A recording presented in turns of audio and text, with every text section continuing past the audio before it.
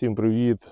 Дмитро, Полтавщина, сад з любов'ю. Листопад, 25-й рік, вже закінчується і листопад, і 25-й рік. Я в саду, і ззаді мене слива, яку минулого року обрізав, і залишив також відео для перегляду, як то все відбувалося. Воно буде внизу в описі цього відео, і вгорі також тут посилання буде. Можете передивитися. І в цьому відео я покажу, які результати тієї обрізки. Бо вона така трохи специфічна була, в чомусь незвична. Можливо, для декого, бо в коментарях зустрічалися типа, та ти балбес, ти нічого не розумієш, як різати сливу. Та що ж ти різав, нічого не обрізав. Ну таке. Тому зараз більш детально до чого це все призвело. Те, що я саме так вибирав шлях по роботі з цією сливою. Ну а взагалі кожного разу говорю про те, що обрізка – це таке філософське питання. Найкраща обрізка для дерева – це його не обрізати. Воно мудріше за нас, знає, як жити.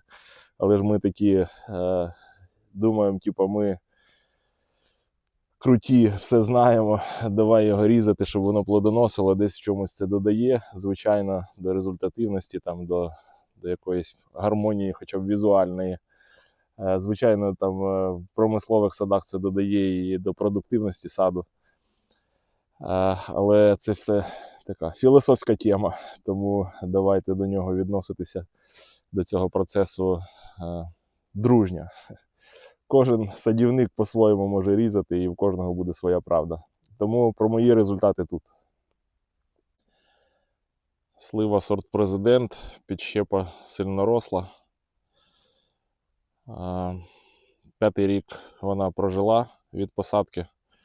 Завантажена вже нормально плодовими бруньками, вже були плодоношення. В цьому році, прямо незважаючи на те, що морози жахнули все в травні, на ній якась жменя слив була. Класні, смачні, такі з сливовим яскравим ароматом. І тепер давайте в деталях. Вона формується з центральним провідником і обростаючими плодоносними гілками. Слива чудова тим, що її можна гілку завантажувати від приєднання до центрального провідника, і як вудку на метр можна завантажувати плодовою. Далі вона як завантажиться, вона собі прогинається, не ламається, сливи зручно збирати там і так далі. Цей принцип я враховую в обрізці. Друге, для того, щоб не відпускати сливу далеко, я її частково ріжу на відновлення.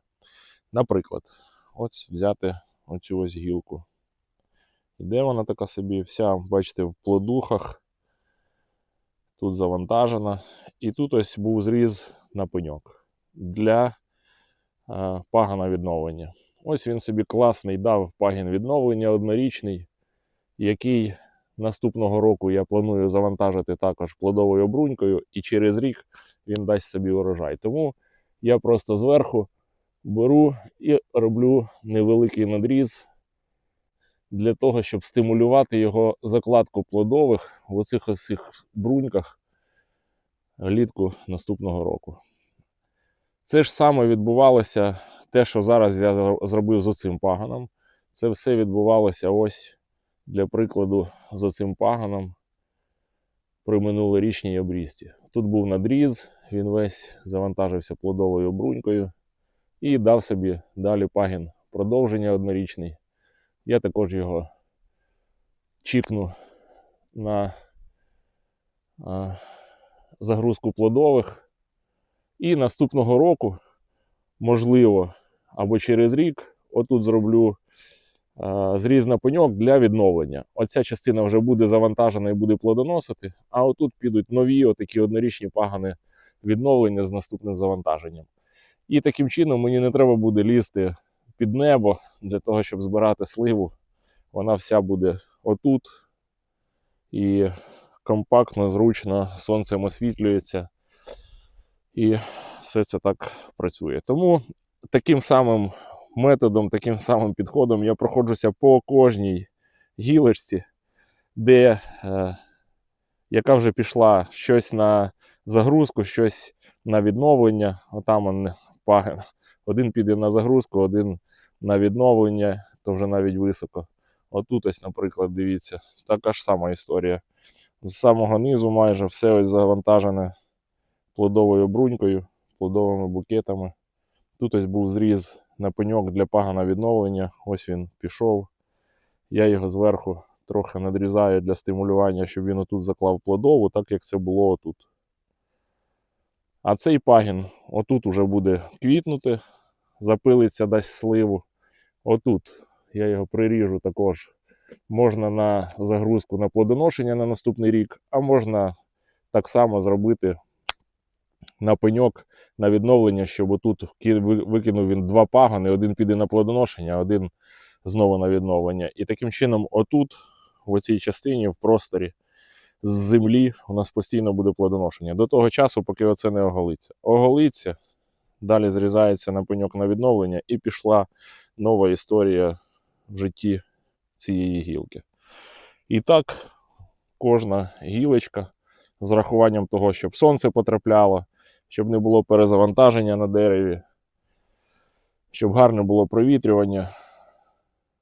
Кожна гілочка цього дерева таким чином опрацьовується. Оце вам і вся філософія.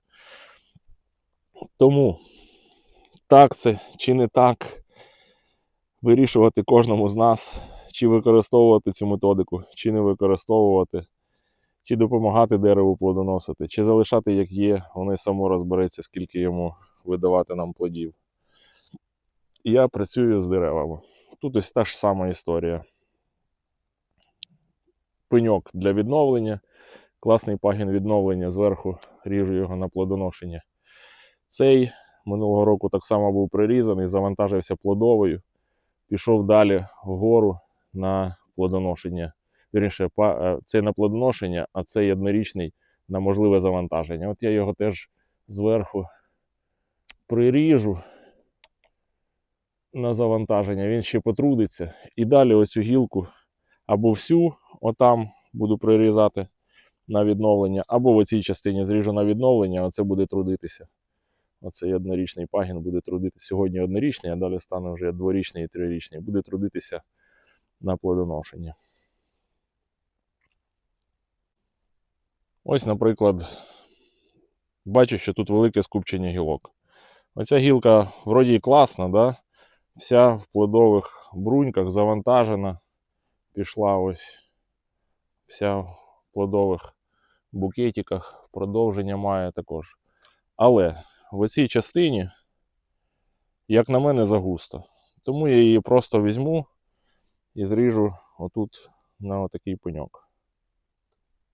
На відновлення. Хай отут може якась слива ще почепиться на цьому маленькому прутику.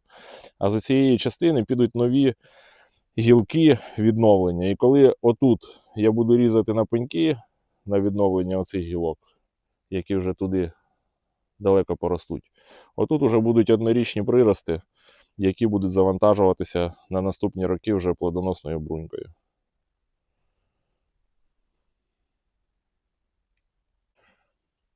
Так я пройшовся по кожній гілці. Це вам уже обрізана слива з підготовкою до плодоношення, до відновлення і до закладки плодових.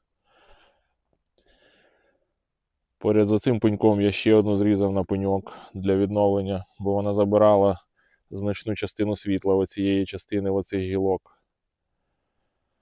Тому в цій ділянці у нас вже буде 2 пеньки відновлення. Коли ми оці будемо відновлювати, в якісь там наступні роки отут уже наростуть молоді гілки, які будуть заміщенням в плодоношенні. На деяких гілочках я зробив надрізи для нормування плодоношення, бо ця маленька тоненька гілочка, ну так багато слив вона не вивезе нормальних, тому там якісь 5 слив залишимо, і її буде достатньо. В деяких ділянках тут ось, наприклад, зрізав на закладку плодових, а це продовження прирізав на те, щоб воно дало декілька пагонів відновлення на наступні роки. В деяких ділянках, ось, наприклад, йде однорічно, вірніше, однотонна, один такий пагін без галудження, загружений класно плодовою брунькою, і видав після надрізу один пагін продовження. От я його надрізав на закладку плодових, а потім прийде час на відновлення цієї гілочки. Тут ось, наприклад, цей плодоносить, цей піде на відновлення паганів. Тут ось цей піде на закладку плодових, однорічний, а цей вже завантажений вгорі, однорічне продовження. Я прирізав на пеньок для того, щоб тут пішли однорічні пагани відновлення. Можливо, ми ще з нею попрацюємо, щось піде на плодоношення далі, щось на відновлення. Потім прийде час і зріжемо цю гілку тут на пеньок, на отакий самий, для нового відновлення. І так далі. Тому обрізка таких дерев – це мислення мінімум на 3 роки вперед. Де, яку гілочку ви будете залишати відновлення плодоношення, де на пеньок біля центрального провідника, де на плодоносячих гілочках на пеньок на відновлення. Все дуже насправді просто. Механізм один і той же. Він реалізовується просто в різних варіаціях. Або біля центрального провідника, або вже на самих гілочках десь там. Тому, друзі, користуйтеся з любов'ю. Хай ваші сливи вас радують і цвітом, і плодами, і пирогами, також сливами. Всім багато любові. До нових зустрічей.